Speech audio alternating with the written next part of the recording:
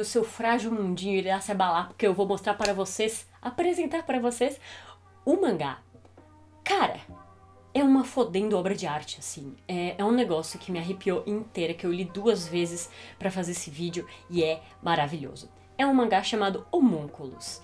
E o que se trata Homúnculos? Cara, é um tapa na tua fuça sobre sociedade, sobre quão fútil nós somos, sobre quem nós somos, sobre o como nós nos enxergamos e sobre uma parte suja e inconsciente da nossa psique, eu posso dizer. Então, como o mangá mostra tudo isso? Antes de começar esse vídeo, eu vou falar aqui as partes desse vídeo. A primeira parte vai ser a introdução, obviamente. E na introdução eu vou falar sobre do que é a plot principal, certo? Mas se você confia no meu taste para mangás, recomendo você assistir a introdução e já partir para ler o mangá, ok? Depois da introdução, que vai ter uma pequena análise psicológica também. Na segunda parte vai ser a análise dos homúnculos que aparecem na obra. Eu não sou nenhuma prosuda da psicologia, então tenho certeza que esta é a minha opinião. E no final, que vai ser uma parte bem supérflua, assim, eu não quero que estrague o como caminha, então a parte final vai ser muito aberta, mas ainda assim, se você conseguiu, se você leu o mangá, você vai ter uma pequena reflexão comigo, ok? Bem, começando dos lados técnicos, certo? Homúnculos, ele é escrito pelo Hideo Yamamoto, tem 15 capítulos e ele foi serializado aqui no Brasil, pois é, em português, mas pela editora Panini. Não vende mais, é muito antigo, acho que foi de 2011. Você acha na internet em scans até o capítulo 5 e em inglês inteiro. Homúnculos conta a história sobre um cara chamado Nakoshi. Ele deve ter seus 30 anos de idade e os outros mendigos chamam ele de o mendigo do terno, o homem do terno. Ele, mesmo jantando e convivendo com os mendigos do parque lá, ele dorme no carro dele e ele vive no carro intensamente. O carro é uma extensão da vida dele. Ele consegue sentir, ouvir e compreender só pelo cheiro, o movimento e tudo. E aí vai a primeira reflexão. O Nakoshi, ele dorme tipo em posição fetal, como se fosse um bebê dentro do carro. E pra mim, isso significa que ele quer nascer novamente. Vocês vão entender isso melhor, mas seria uma nova vida nesse mundo material, como se o carro fosse o intraútero, sabe? É um negócio muito louco, porque se você vê a sociedade e as pessoas mostram muito do carro como uma casa, né? E ele começa a morar dentro do carro, aliás. E essa coisa de status, que ele era muito movido a isso.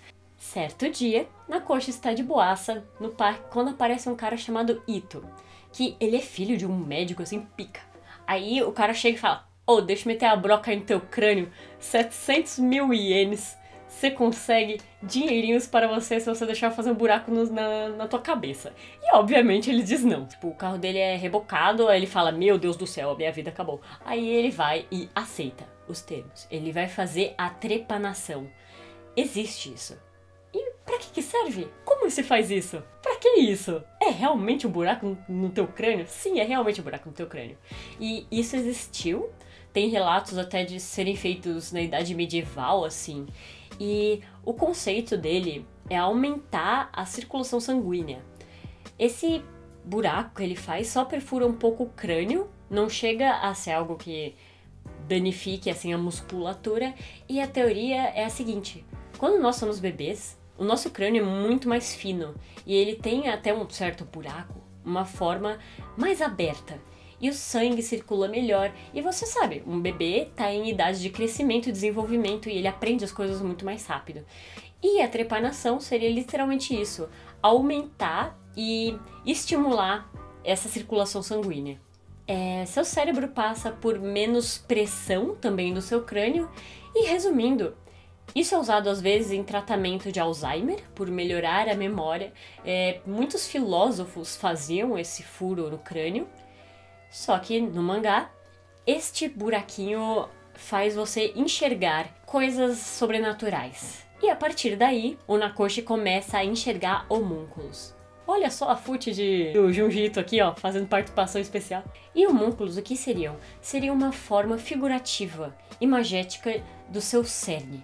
É literalmente seu passado, suas dores, sua personalidade, seus complexos em uma imagem, em uma forma física que pode ser completamente caricata e de uma forma que não dá pra entender, ou algo mais óbvio, entendeu? Tipo, uma pessoa que gosta muito de dinheiro e que é movida a dinheiro, vira uma nota, é tipo isso aí, entendeu? É meio abstrato, mas você vai entender, principalmente na segunda parte do vídeo. Mas ele enxerga o mundo normal. Ele precisa colocar a mão em cima do olho direito dele pra ele enxergar tudo ao redor como homúnculo, certo? O Ito começa a fazer vários exames e ver até onde isso vai. E se ele tem habilidades extras, assim. Até que eles começam a ver que quando o Nakoshi começa a entrar em contato com o homúnculo e tentar entender ele de verdade, ele consegue quebrar isso e fazer a pessoa voltar a ser um humano. Tipo, nesse mundo dos homúnculos. Segunda parte do vídeo. Eu vou falar a minha análise sobre cada homúnculo que aparece. Cada um dos 5 homúnculos que aparecem ali na história, eu vou falar minha análise psicológica sobre eles. Se você confia no meu gosto, vai lá ler o mangá agora. Você não vai se arrepender, é uma viagem visual e uma viagem sobre você mesmo e sobre como você lida com o mundo. Porque o mundo, a gente conversando com os outros, porque a gente vê o mundo a partir das nossas vivências e no nosso prisma. Será que a gente não tá falando com nós mesmos enquanto fomos com outras pessoas? Bum! Cara, isso é 2% do que o mangá te faz pensar. Então, por favor, leia. Enfim, segunda parte, pra vocês que estão curiosos, mas não se motivam a ler tanto, ou pra vocês que não ligam pra spoiler e ainda querem mais motivações. O primeiro homúnculo que o Nakoshi encontra, ele esbarra na rua com um Yakuza. E esse Yakuza, ele é famoso por cortar mindinhos, né? Clichê. Enfim, e esse Yakuza, ele enxerga como um robô, como tipo um mecha. E dentro desse mecha tem um menino. E esse menino, cada vez que corta um mindinho alheio ou ameaça, ele tá com uma foice, tipo, quase cortando o próprio mindinho. Enquanto a pessoa física, tipo, sem ser homúnculo, tá lá cortando de outra pessoa. Bem, vendo de uma forma óbvia, assim, não tão aprofundada, a criança dentro de um robô, é literalmente você se fechar dentro de você e não deixar que as pessoas enxerguem a sua fragilidade de dentro. Que mesmo você não um yakuzão parrudão, você é uma criança que tá chorando sensível lá dentro. Mas aí, conforme vai mostrando a história desse Yakuza, você vai entendendo um pouco mais. O mecha, o robô, é uma coisa de fazer coisas automáticas sem se questionar, é uma fórmula que se repete, é uma lógica que ele tenta aplicar, sendo que às vezes nem é tão lógico assim, é apenas uma função. E ele cortar os mindinhos alheios se tornou meramente isso, uma coisa que ele não pensa nem quer pensar, porque é uma forma de escape que ele tem, de um trauma passado dele.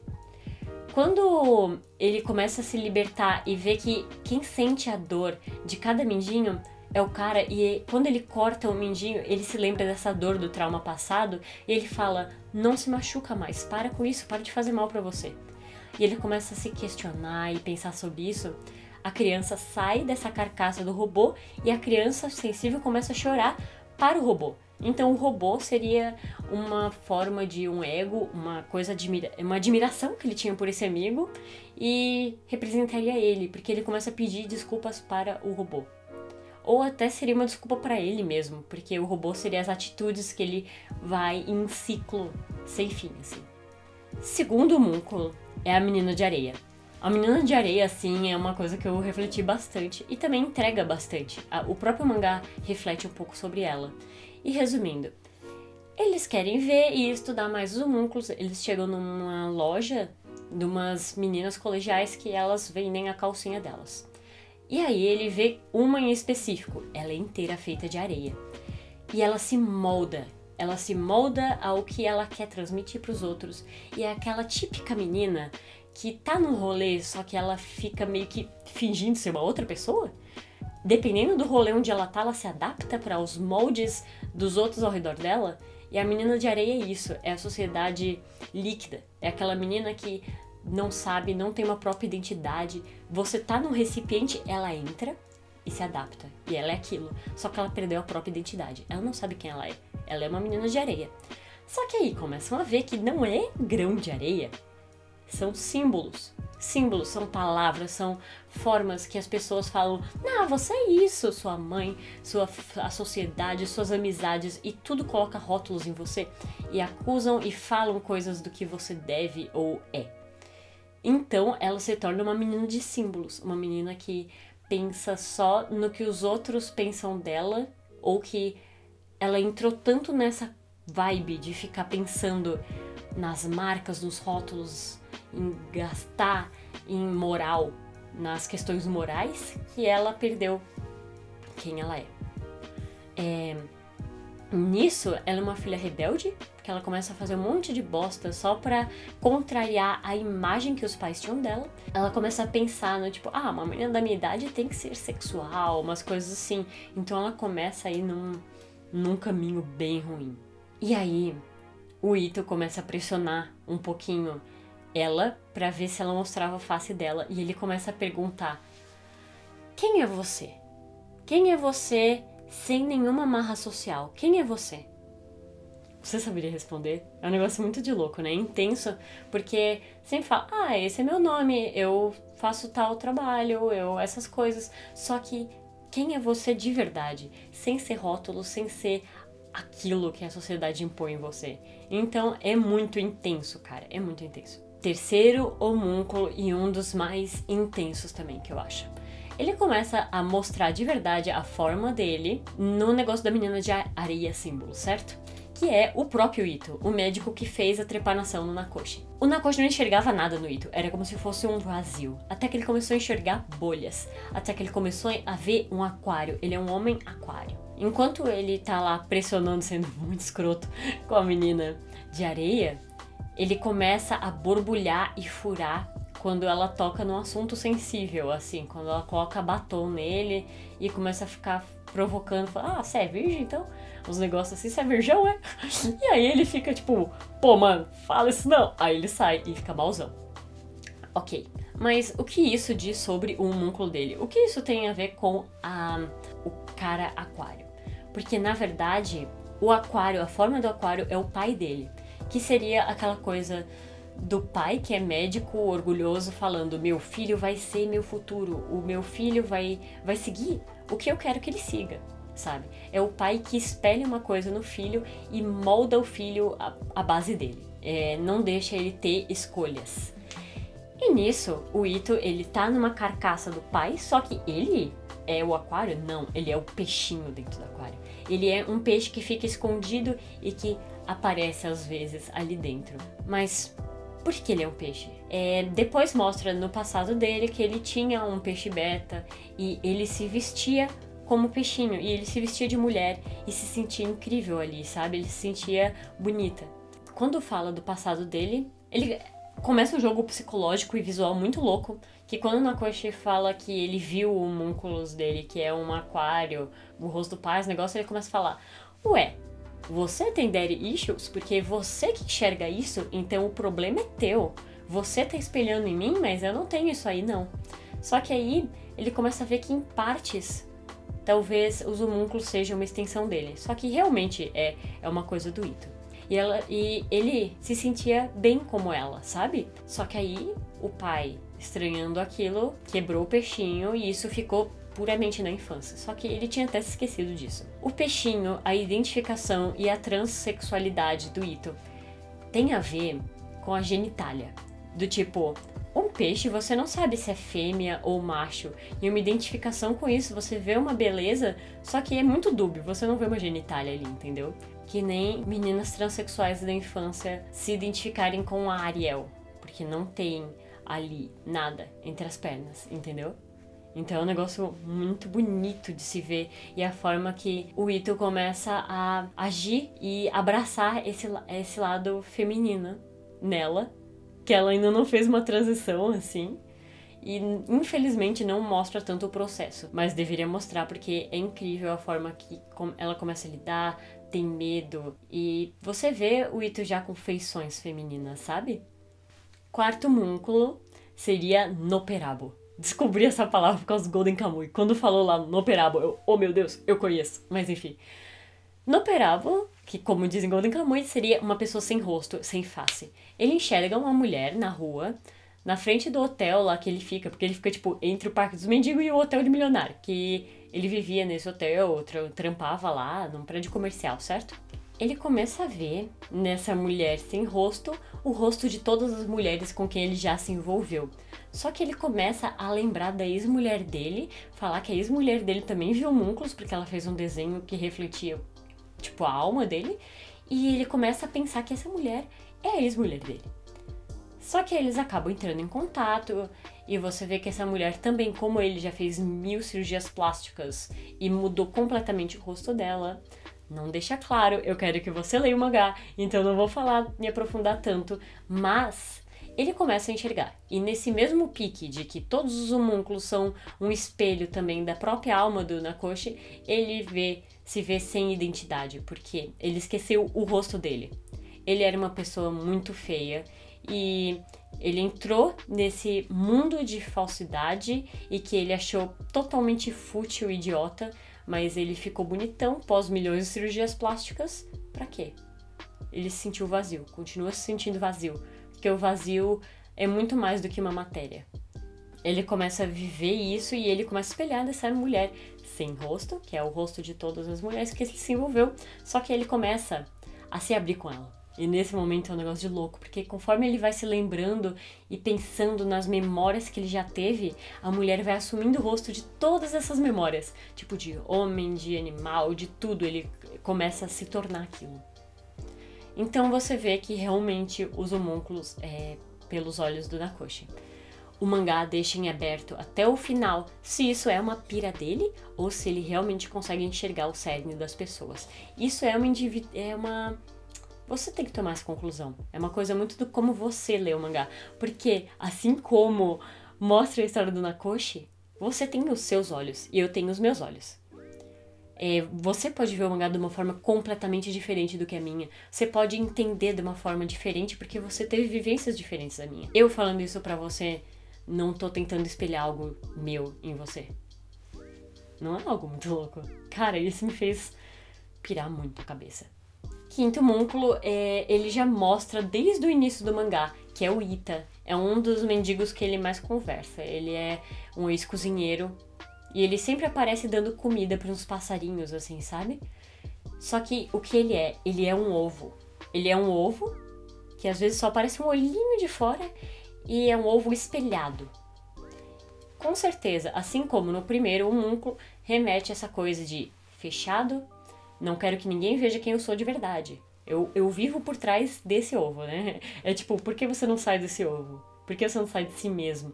E quando o Nakoshi fala isso pra ele, é um negócio muito legal da própria língua japonesa, que tem muitas palavras com dualidades. E ele mistura o imagético com essa coisa de falar no literal, sabe? Tipo, quando você fala, sai desse ovo, só que você literalmente tá vendo a pessoa no ovo, só que é tipo se libertar de si mesmo. Entenderam? É um negócio muito louco. Enfim. Ele tá lá com o ovo espelhado dele, ele tá preso como se fosse na cabaninha dele, até que o Nakoshi mostra pra ele um espelho. E aí ele começa a ver o espelho e lembrar de todo o passado dele, toda a cronologia, toda a vida dele passando. E quando você vê um ovo espelhado, é a pessoa que tá escondida dos outros, mas ao mesmo tempo ela não quer que ninguém veja ela. Então ela é um espelho e ela começa a refletir o que você quer que você pense dessa pessoa. Ele pode ser dito como a menina dos símbolos? Não tanto, porque ele não se molda ao que você pensa. Ele faz com que você enxergue o que você quiser nele. Só que aí, obviamente, o Nakoshi vai cavando toda a vida dele. E ele começa... Nossa, mano, é muito trágico. É muito lindo ver também, e pesado, porque as pessoas veem os mendigos como só uma sujeira, como nem humanos. Só que o Nakoshi, ele trabalhava como se fosse num RH e demitindo as pessoas. E ele vê que as pessoas perderam empregos e se tornaram mendigos ali. E agora ele tá ali junto. E ele vê a vida e ele se sente responsável por tudo isso. Ele começa a carregar o peso da vida das pessoas. Eu acho que isso que motiva ele a mais. Cara, eu não falei nem... Tá, acho que eu falei uns 30% do mangá. Mas tem muita coisa a mais. Porque você começa a ver que ele começa a não enxergar mais homúnculos, outros buracos que ele abre na cabeça, quem sabe? Olha só, tem muito ao que você descobrir. Vou chegar agora no final. É um final que eu fiquei... I don't know what I'm doing. Tipo, eu estou perdida. Estou perdida, estou na lagoinha. Aí aparece o meme da Popco. Eu entendi tudo, só que não. E foi exatamente isso a minha reação. Ele encontra, vamos deixar assim, a ex-mulher dele. A ex-mulher dele quer ver homúnculos também, porque ele começa a induzir ela e fala: ah, você viu o homúnculo? Sim. Aí ele faz a trepanação nela e ele começa a transar com ela. Começa a ter relação sexual, só que quando ele vê o rosto da ex-mulher dele, mulher dele, é ele. E ele começa a se enxergar e como se fosse transar com ele mesmo. Porque ele tá se encontrando, ele tá se conectando com ele mesmo. Ele abraçou a ideia de que ele é todos e que todos são ele. E aí ele começa a andar na rua e ver todo mundo como ele. O rosto dele, mulheres, homens, indiferente, porque corpo não é nada. Ele começa a enxergar ele como todos. E aí você vê, tipo, ele dando oi pras pessoas na rua, ou ele motivando, sabe? Porque no final tudo reflete um pouco em você. E tudo que você conversa com as pessoas é um pouco de você. Cara, isso tá tão abstrato, até eu tô, tipo, transcendendo. Que é isso, cara? Eu não sei nem se esse vídeo tá bom. Mas enfim, o Homúnculos é uma pilha muito intensa. Eu quero muito que vocês leiam. Então, você já entendeu o recado, certo? Leia Homúnculos. Fala aqui nos comentários caso você se interessou em ler, caso você gostou, o que você interpretou de todo esse caos de informação, que acho que eu não falei nada. Me siga no Instagram também, que é Beatriz Puri. A gente se fala por lá. Era Psy Congro.